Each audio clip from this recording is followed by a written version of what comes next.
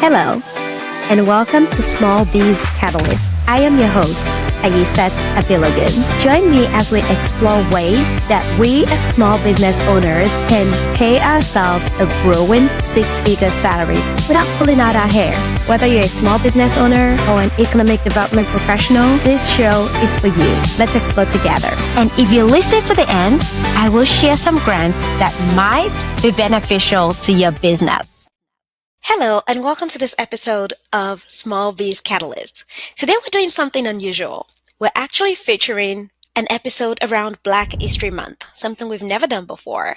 As a first-generation American, I did not grow up in the U.S., although I was born in the U.S. My dad, at a very young age, took me back to Nigeria because he wanted my sister and I to learn the culture. It's one of the best gifts he could have given us. I returned to America a young adult who had missed a lot of the things that would be taught in school around the Black History Month. So, although I celebrated, I missed out on a lot. And so I thought this episode might actually be helpful to people like me and others who may want to know more about the Black History Month. Now, although it's a month-long celebration, it hasn't always been like that. The Black History Month originated in America, and today it is celebrated in both America and Canada. The United Kingdom and Ireland celebrated in October. We celebrate in February. Black history started out as African American History Month. Actually, it started out as a week-long celebration to remember the important people and events in the history of African diaspora. In 1970, it became a month-long celebration and received official recognition from governments. The former Assistant Secretary of Commerce for Economic Development, Alejandra Castillo,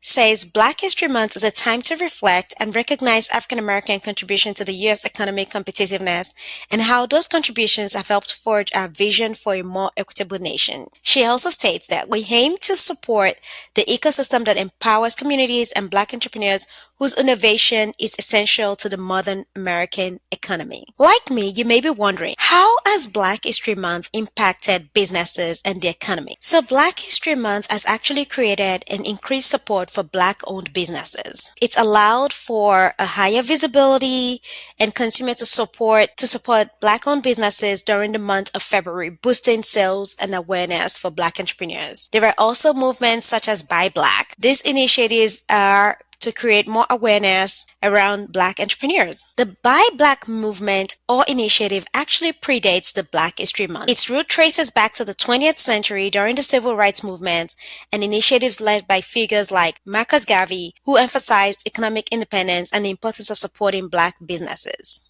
Although the Buy Black movement didn't originate because of Black History Month, the month has become a catalyst for the movement. February provides an opportunity for businesses, consumers, and organizations to support Black entrepreneurs and encourage economic support. Campaigns like Buy Black for Black History Month has gained momentum over the years, aligning the two initiatives to amplify their impact. Another impact of the Black History Month is a spotlight on systemic wealth inequalities. Black History Month is a time when disparities such as higher home loan interest rates, disproportionate student debt, and disinvestment in Black communities are highlighted, encouraging discussions around the topic in a bid to correct the deep-root imbalances in the economy of the society. The Black Wealth Data Center's Racial Wealth Equity Database records that in 2022, almost 36% of Black households carried education debts. Also, Black people in the U.S. pay higher average home loan interest rates than any other racial ethnic group. The Black History Month encourages conversations on this systemic underinvestment in Black communities. Another significance of the Black History Month is corporate social responsibilities.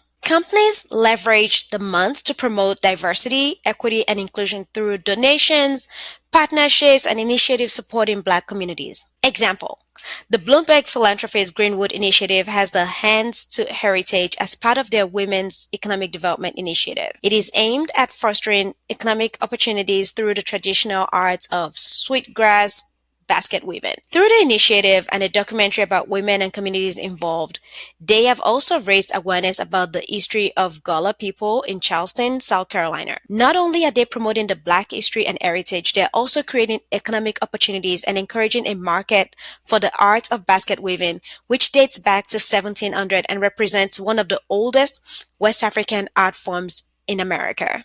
By the way, if you don't know, I'm from West Africa. Well, Nigeria is in West Africa. The last impact I'll discuss about the Black History Month is government action and policy advocacy. During Black History Month, policymakers are encouraged to implement reforms such as increased access to opportunities and capital for Black entrepreneurs, better regulation of discriminatory lending practices, and targeted investments in underserved Black communities. For instance, the U.S. Economic Development Administration states that through the American Rescue Plan, Build Back Better Regional Challenges and Good Jobs Challenges, EDA is supporting numerous innovative initiatives designed to boost economic opportunities for Black workers and businesses. For example, in Arkansas, Tennessee, and Mississippi, the Mid-South Center for Occupational Innovation is leveraging a $21.5 million EDA grants and Memphis growth as a hotspot for Black tech talent to create on-ramp into good jobs for underrepresented workers in the advanced manufacturing and logistics sectors. Resources like the Black Wealth Data Center Racial Wealth Equity Database provide reliable data to inform and guide policymakers on effective strategies to close the wealth gaps. At this point, I'm going to share a few fun facts.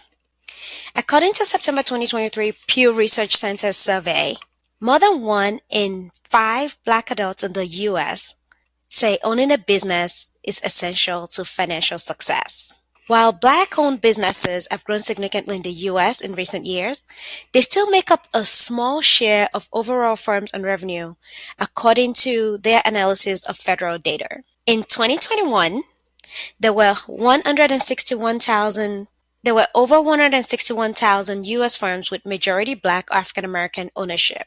According to the latest estimates from annual business survey conducted by the U.S. Census Bureau and the National Science Foundation, Black-owned firms' gross revenue soared by 43% during the time span from an estimated $127.9 billion in 2017 to $183.3 billion in 2021. Despite this growth, majority Black-owned firms made up only 3% of all firms that were classifiable by the race and ethnicity of their owners in 2021. African American majority-owned firms provide income for roughly 1.4 million workers in 2021. Their annual payrolls were estimated at $53.6 billion. Most Black-owned firms tend to be smaller businesses, and 2/3 had fewer than 10 employees in 2021.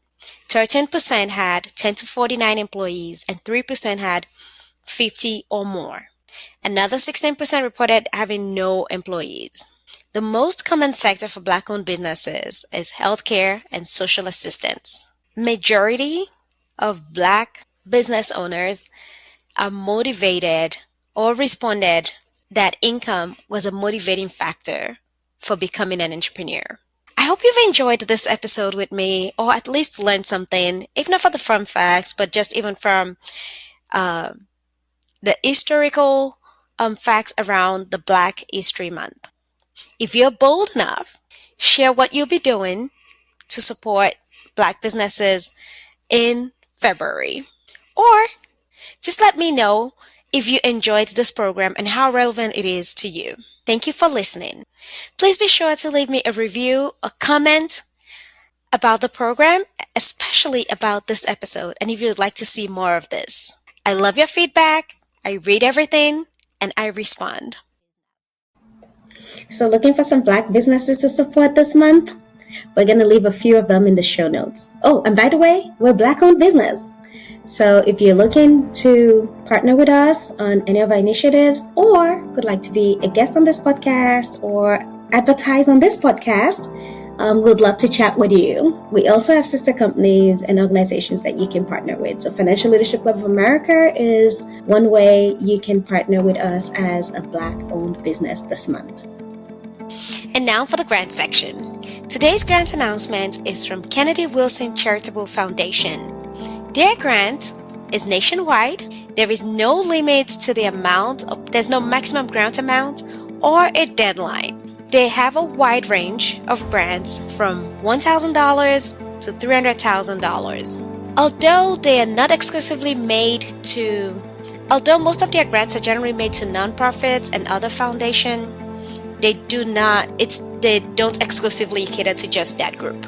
If you're interested in this grant, check out www.kennedywilson.com/corporate-responsibility. Information will be in the show notes. Until next time.